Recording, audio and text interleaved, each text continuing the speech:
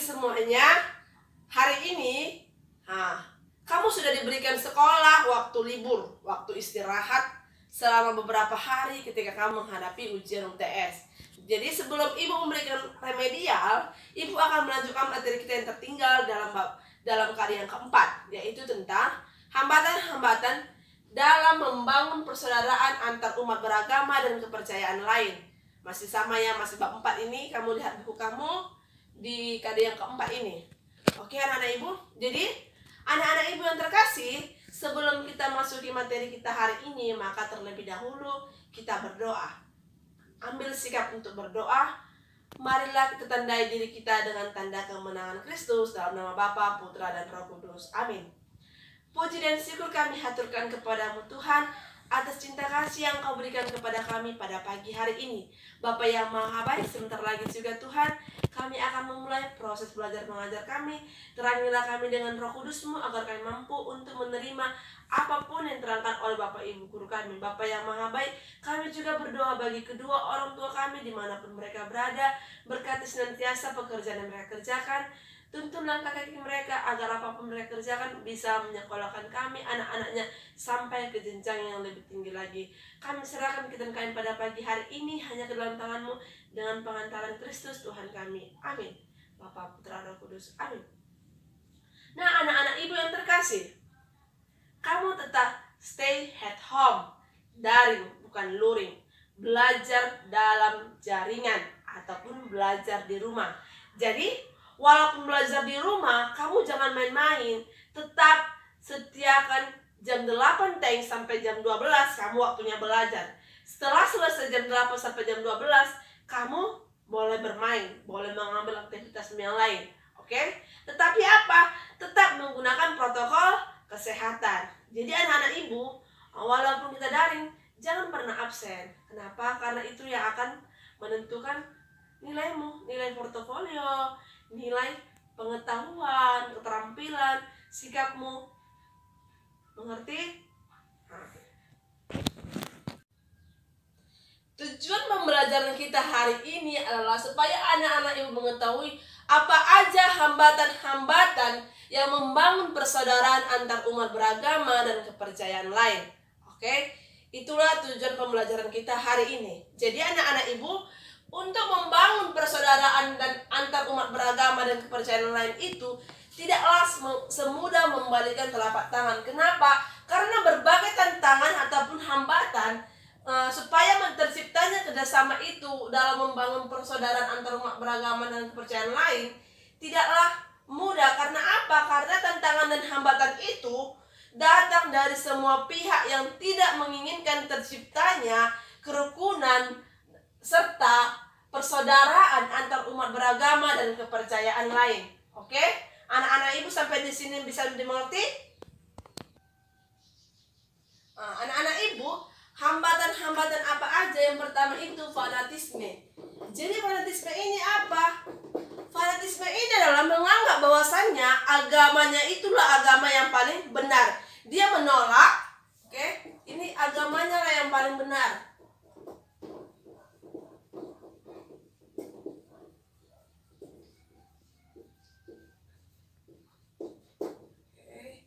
Baru dalam fanatik, baru dia menolak kebenaran dan kepercayaan akan agama lain. Padahal kita sama, satu Tuhan. Oke? Sama-sama mengakui Yesus Kristus, Allah SWT. Oke anakku? Di sini. Jadi apakah sikap ini perlu ditanamkan? Tidak. Tidak perlu kamu tanamkan dalam kehidupanmu. Oke? Kenapa? Karena fanatisme ini tidak bagus. Ini akan merusak.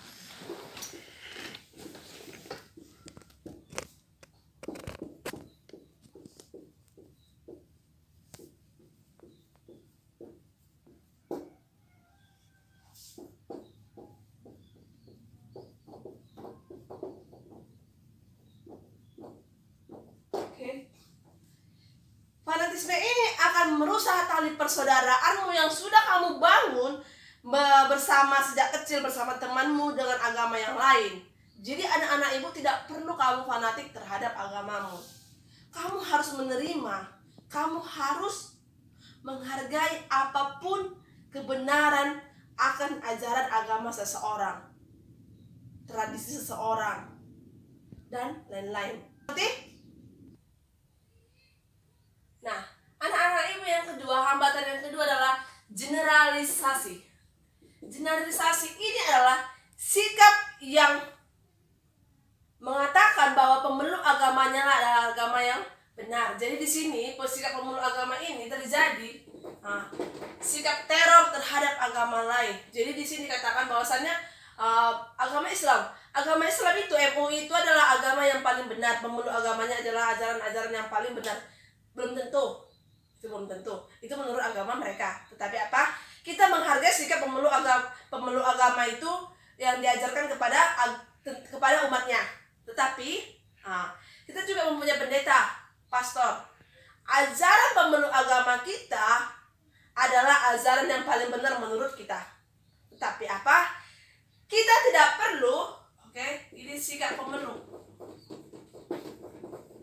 Nah, anak-anak ibu, tetapi kita tidak perlu mengatakan ataupun meneror pemeluk agama yang lain itu dengan mengatakan bahwasannya pemeluk agama atau ajaran yang diajarkan pemeluk agama kita adalah ajaran yang paling benar. Sikap teror tidak perlu ditanamkan. Sampai di sini mengerti? Yang ketiga, kita masuk hambatan yang ketiga tentang salah paham.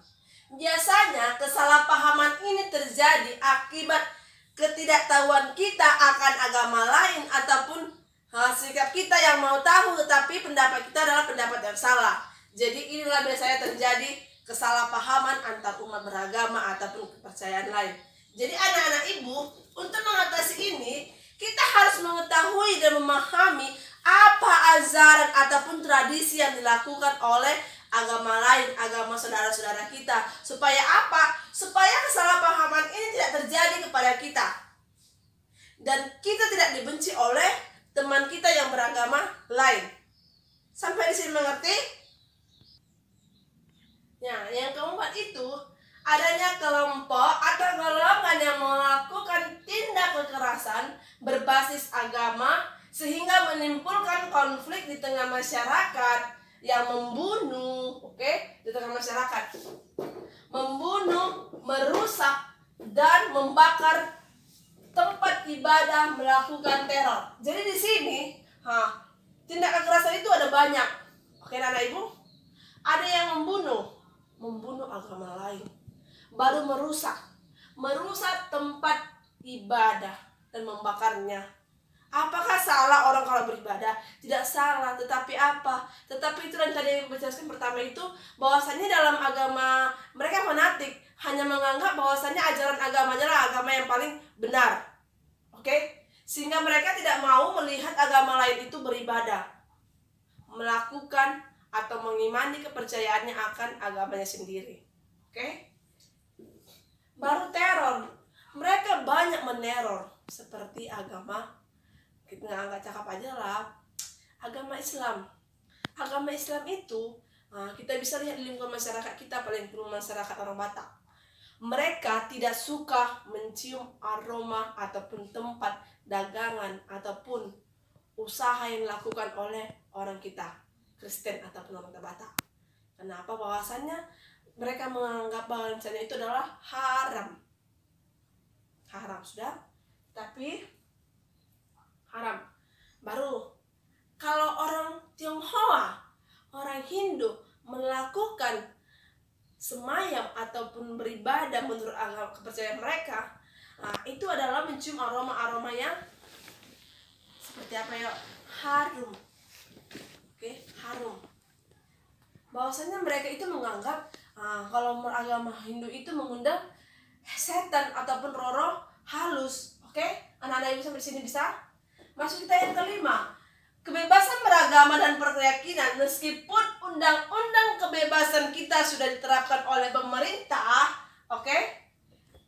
sudah jelas, namun masih banyak praktik agama yang dilarang oleh pemerintah.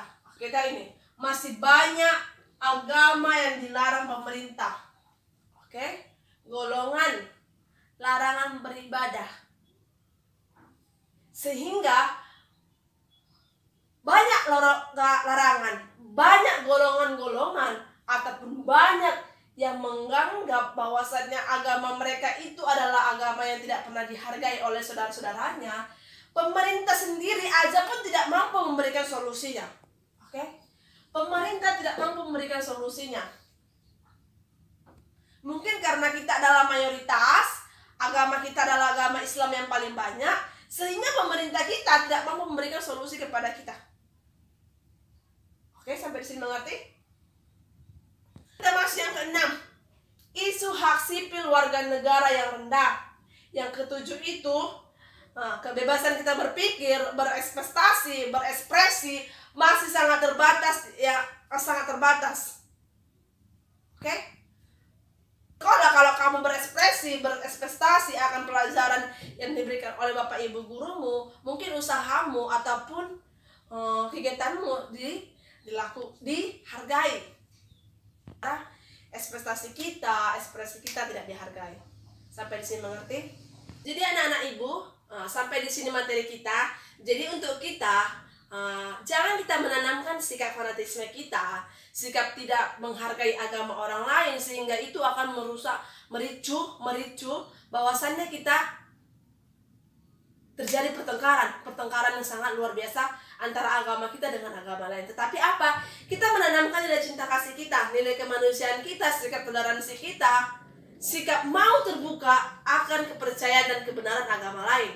Jadi di sini, marilah kita saling menghargai supaya hambatan-hambatan dalam membangun persaudaraan antar umat beragama tadi tidak terjadi. Tetapi apa? Malah sikap kita supaya membangun persaudaraan antar umat beragama dan kepercayaan lain itu dapat kita jalankan dengan cinta kasih kepada sesama. Jadi sekian materi dari Ibu. Mari kita berdoa dalam nama Bapa, Putra, dan Roh Kudus. Amin. Puji syukur kami haturkan kepadamu Tuhan atas cinta kasih, atas berkat dan perlindungan yang Engkau berikan kepada kami. Bapa yang Maha Baik, kami telah selesai melakukan pembelajaran kami. Kiranya Tuhan, Engkau tetap senantiasa hadir di tengah-tengah kami. Kami serahkan diri kami hari ini ke dalam tangan-Mu dengan pengantaran Kristus Tuhan kami. Amin. Bapa, Putra, Roh Kudus. Amin.